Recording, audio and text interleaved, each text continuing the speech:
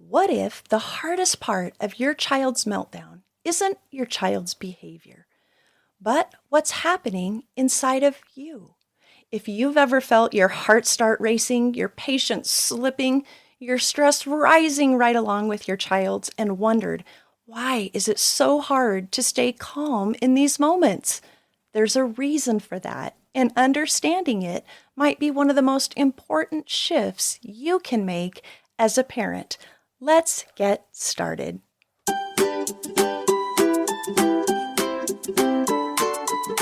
Ever feel like one meltdown turns your day upside down? Are you walking on eggshells with emotions and challenging behaviors? Need peace in your home? You're in the right place.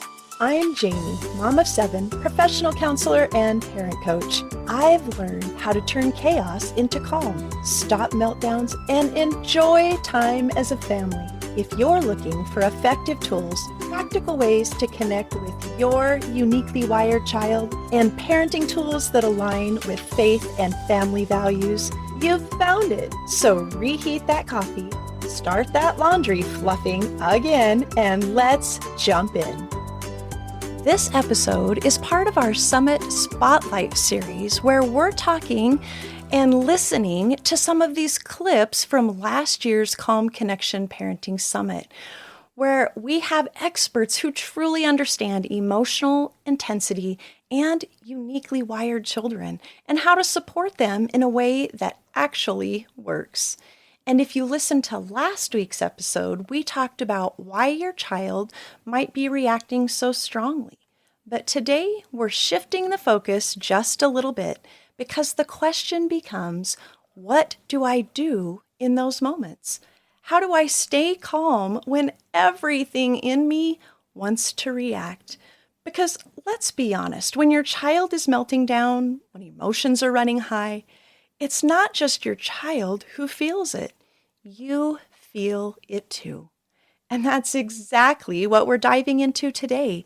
Today, we're going to hear from Hunter Clark Fields, like I said, a speaker from last year's Calm Connection Parent Summit. She's a mindfulness mentor, author of Raising Good Humans, and host of the Mindful Mama podcast. And she shares something that I think is so important for parents to understand. Your child isn't the only one with a nervous system in that moment. You are too. And when we learn how to regulate our own nervous system, that's when things start to shift, not just for us, but for our children too. So as you listen, I want you to pay attention to those moments where you think, oh, wow, that's me, or that's exactly what happens in our home. Because this isn't about being perfect. It's about becoming more aware and more equipped. So let's just dive on in and get started. Can you tell us about why are we triggered by our kids and how can we stop that? Sure. Yeah. I mean, we're triggered for a couple of different reasons. So it's important to understand that there's a difference between stressors and triggers. So I talk to parents around the world about like how we can stop yelling, and I like to share the tools of mindfulness that are really, really powerful. But one of the most important thing that might be a takeaway is that we can yell a lot less and by just reducing the overall stress in our life. So stressors, things like if you're not getting enough sleep, if you're hungry, if you have a lot of life stress at work and you're not getting exercise or time with family and friends, all of those essential self-care things, promote stress in your body and your mind and your nervous system. And those will cause you to be a lot more reactive. So it's important to understand that there are these stressors, just everyday life stressors that add to the nervous system, first of all. But then there's also triggers. So triggers are a little different. They can be exacerbated by stressors, of course. Right. But triggers are things like when your kid may do something that's sort of developmentally normal, and you have maybe an outsized reaction to it. So, your 6-year-old doesn't listen, and you have an outsized reaction to that experience of a 6-year-old not listening. And it may trigger thoughts like, they're disrespecting me, et cetera. And it causes a sort of a cascade of events in the nervous system, in the body, and the mind that are not really your child's fault. These are things that are, in you from your upbringing, from, you may have traumas that are passed down generationally. These are patterns and habits and things that are basically the baggage that you're bringing with you into parenting that you often may not even realize. So a lot of times when we're triggered by something, say it's something like our kid not listening to us, right, our brains very naturally will focus on the other. They will be sort of you-oriented. If you could just fix this behavior, if you did this differently, et cetera, then I wouldn't feel this way. So it's very, very natural kind of jerk habit reaction for us to blame the other when we have a trigger, a big feeling this way. But oftentimes, if we can take the time to sort of look at it after the fact, we can see that some of these things are things that we're bringing to the table that may be, left over from our childhood. And so it actually really is important to look at like, oh, I had a big reaction to when, Sophia did this, right? Like I had a big reaction to that. Let me try to understand it. And actually, I have questions in Raising Good Humans that you may have read that, to help us try to kind of dig in and understand. And sometimes it's something we can talk over with a partner or a therapist or a friend, or just even kind of do the work ourselves to say, okay, well, when I was little, what happened, for me? So for instance, like my temper that I was talking about, that's a real example of a trigger. So when my daughter was 2, started talking back, started having big feelings, highly sensitive kid, I love the term I heard recently, live wire. I think that's exclamation point kid, right? That's right. She, when she started having like a tantrums, it felt in my body like it was unacceptable. Like it felt like viscerally, like this is unacceptable. Like I had to, it just was unacceptable. And so that would trigger my temper to just go off, and I couldn't handle it. And when I took a moment after the fact and started to understand it, started to dig into it, I saw, okay, like when I was a little kid, when I had those big feelings, and I was, of course, a highly sensitive kid too, my dad would have he would yell or he would spank me, or, it was scary. So I really learned in my body that this was unacceptable. And so I was perpetuating this pattern, not because I wanted to, because this was exactly what I didn't want. Exactly. It was like what I had consciously chosen not to do. This is it. Happening because of this trigger. Like it was triggering sort of a cascade in your biology, your neurology, your neural networks. These things are patterned in your brain, in your brains, your neural networks. They're highly myelinated, like they're fatty, easy to follow pathways. And so this behavior can trigger that pathway to just go down. So it's kind of like a super highway. It happens very easily. And we can change this through, we have to be aware of it, because otherwise these things are just driving us and we don't even know. We're unconscious to it. So we have to become aware of it. And then once we are aware of it, we can interrupt and practice new patterns. Yeah, I really like how you relate that. And I think the superhighway is so true. Finding those off ramps that we can say, no, this isn't the path I want to take. I want to do something different. Mm-hmm. And that's so true that we often come to it thinking I need to change my child's behavior. But what I hear you saying is that we need to stop and kind of investigate some things going on within ourselves first. before Yeah, we can because stop a behavior with them. if I yell at my kid to stop yelling, what kind of sense does that make? In the moment, it feels like it makes sense, but it really doesn't. It feels like it makes sense, but it really doesn't make any sense, because we have to really, really take in the fact that our kids model our behavior more than anything else. Yeah, there are things that they may do, like a little kid may hit and they may not see hitting and things like that. But really, they're modeling our behavior, and also a lot of their behavior is their own nervous system, right? Their own nervous system going into fight, flight, or freeze. So if it's important to understand that when we're reactive with our kids, when we yell at our kids, it isn't helpful. It doesn't work in the long term. Counterproductive, right? I mean, you may have a kid who freezes in fight, flight, or freeze, but a lot of it, what happens with our kids is that it causes them to contract into their nervous system, into fight, flight, or freeze, right? The same thing that's kind of happening to us when we're reactive.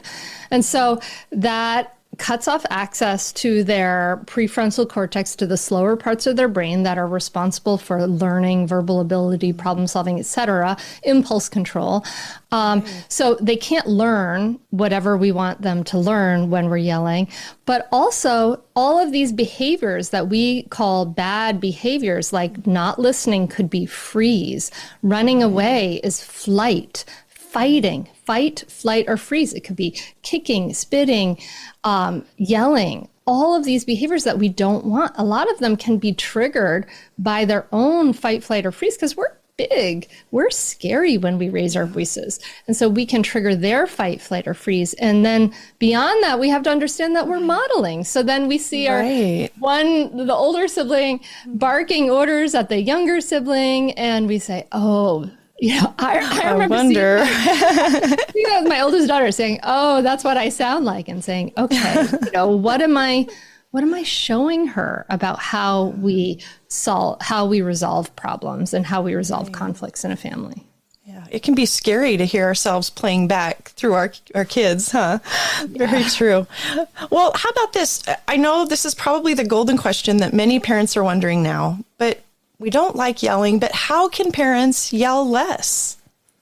Well, we've already talked about we want to reduce our overall stress, right? So we want to, sometimes I think that it's important to point out that it's actually good for your kid and your family if you have more ease and peace and relaxation in your life. Sometimes I think we feel like we don't deserve that, or we're not worthy of that. Like if things are difficult, we have to be trying harder and working harder and doing more for our kids. But actually, like this, there's actually an attitude in the world of mindfulness called non-striving. And this is actually really, really important and really, really helpful. It doesn't mean not trying to do the things we want to do or not going after our goals, but it just means softening and allowing ourselves to have some ease and some peace. So I think it's important to just, understand that reducing your overall stress can be the number one thing, but then also that it's good for you to have downtime. It's good for you to have time with family and friends. It's good. It feels good to hear that, though. I mean, it feels good. It's almost like we sometimes need somebody that gives us permission for that, because we do get caught up in the striving of, I'm going to do it better. I'm going to try harder. I'm going to be more consistent. I'm going to be more strict. Whatever it is we're being told. And I hear you saying something that feels so freeing. I'm going to be a better mother by just working harder. Like that's what we've been taught. We've been taught to like work harder to get the grades and just try harder.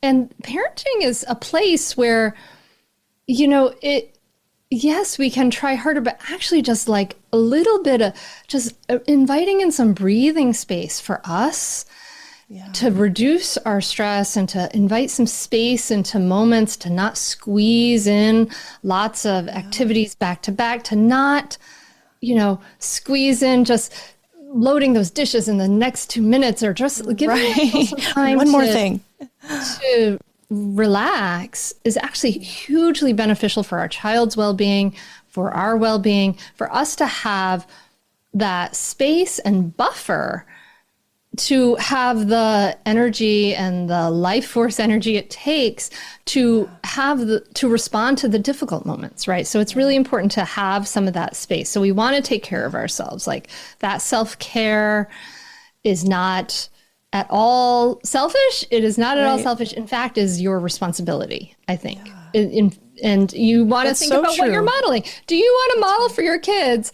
Oh, life ends when you have children and and run yourself ragged until you have nothing to give. I know, exactly. Do you want to model burnout for your kids? Right. Are you showing them that that's a healthy way to live life? No, that's not that. And I know that this is like, if you're watching this and you're kind of burnt out, you might be like, well, thanks a lot. Like this is completely... Now I feel bad. Yeah.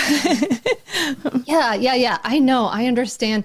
But just the idea of like, maybe hold it as like a North Star for when you have a choice point to give yourself a little more time to just be you and just take care of yourself, right? To just hold that as maybe a conversation I'm having with my partner, or maybe I'm, whatever it is, whenever you have a choice point in your life. So I love that. Isn't there so much in what Hunter shares here? If you're listening and thinking, that's exactly what happens to me, or I can feel myself getting triggered like that, you're not alone. And here's the thing. What Hunter just shared is really just one piece of the puzzle, because understanding your nervous system, understanding your child's behavior, that's where it starts. But most parents are still left wondering, okay, but how do I actually apply this? Or what does this look like in real life or in my home with this child? And that's exactly why I created something I am so excited about. You bet. We've been talking about it. Our last few weeks' podcasts have been leading up to it. But next week, we will be having the Calm Connection Parenting Summit. This year's theme is Calm in the Chaos, real tools for understanding and parenting an emotionally dysregulated or neurodivergent child. Because over the course of this event, we're not just talking about what's happening. We're walking you through a path forward. In fact, I wanted to share just a little bit about each day's theme, so you could kind of have a picture for how the whole week lays out. Day 1 theme is understanding the intensity. And we start by helping you finally make sense of it all, why your child's emotions feel so big, what might be happening beneath those meltdowns or shutdowns, so you can stop asking, what am I doing wrong? And instead, you might start seeing what your child actually needs. Day 2 theme is finding your calm in the chaos. This is when we turn the focus to you, because staying calm isn't about trying harder. Hunter just said that. It's about understanding your own nervous system, your triggers, and your stress responses so that you can begin to respond with more calm and clarity. Day 3 theme is systems that support you. Because let's be honest, even when you understand things, life can still feel really hard. So we help create simple, realistic rhythms and systems that reduce daily stress and make things feel more manageable in your life. Day 4 theme is clarity and confidence. This is where things really start to come together. You begin to move forward with more confidence, more hope, and a plan that actually works for you and your family. And day 5 is our coffee with the coach, staying steady, moving forward. This is where we're going to wrap it all up together with a real honest conversation about what this looks like going forward. So you don't leave motivated for a moment, but that you leave equipped for your parenting journey. And here's what I want you to hear. This isn't about doing everything just right. This isn't about being a perfect parent. It's not about putting more pressure on yourself. It's about understanding your child, understanding yourself, and finally having the real tools and the right tools that make sense and are effective for your child's unique wiring. Registration is already open. We start on Monday, and I would absolutely love for you to join us. Each day we have 1 or 2 live sessions, some panel discussions that will start at 10 o'clock Mountain Standard Time. But aside from that, we have recorded interviews, those sessions with our speakers, 14 other recorded sessions that you can watch as they post. And as they post, you get 24 hours to watch them. You can save your spot with a link in the show notes or visit calmconnectionparenting.org. And you're going to find the link to get your free ticket to that event in the banner on the homepage. This summit is a great way to find a collection of insights and resources from experts who truly get it. This is a place to find community with like-minded parents and support and encouragement for your parenting journey. You'll even get some interaction in our Calm Connection Parenting Facebook group so that we can make it a little more interactive, fun, and exciting. Maybe you're listening today and you're thinking, I want more of that. I wish I could hear the rest of this session, or even hear the rest of what the experts in the past few weeks, like Penny Williams, Kirk Martin, or Dr. Roseanne had to share. Well, you can. When you join us for the Calm in the Chaos, this year's summit, you'll also have the opportunity to get unlimited access to this year's summit video. Instead of just the 24 hours, you will have unlimited lifetime access, as well as the opportunity to unlock the full session library from last year's summit. So instead of just hearing a short clip, you can actually access the whole entire interview and many others just like it. Like today, Hunter actually talks for 20 more minutes. So she shares 20 more minutes of really good insights. And you can access that when you decide to upgrade that option at checkout. And again, this is a free event, so you could register for the 24-hour access, and it's free. If you choose for more time or last year's summit sessions, then that's the only time that you pay. So I encourage you to sign up, register for this free online event. Guys, you can attend from the comfort of your very own couch in your cozy jammies, and no one will even know. Parenting doesn't have to feel so complex and exhausting. You just need the right tools to turn things around. You don't have to keep doing this the hard way. There is a path forward, and I'd love to walk it with you. I hope to see you at the summit. That's it for today. If you enjoyed today's episode, would you take a quick minute to follow and share it with a friend who's looking for tools to parent those big emotions? And don't forget to join the Calm Connection Parenting Facebook group. This is where I can connect with you and offer support as you walk this journey. All right, I'll let you decide whether to fluff or fold that laundry now. But I'll meet you back here next week. Until then, keep calm and parent on.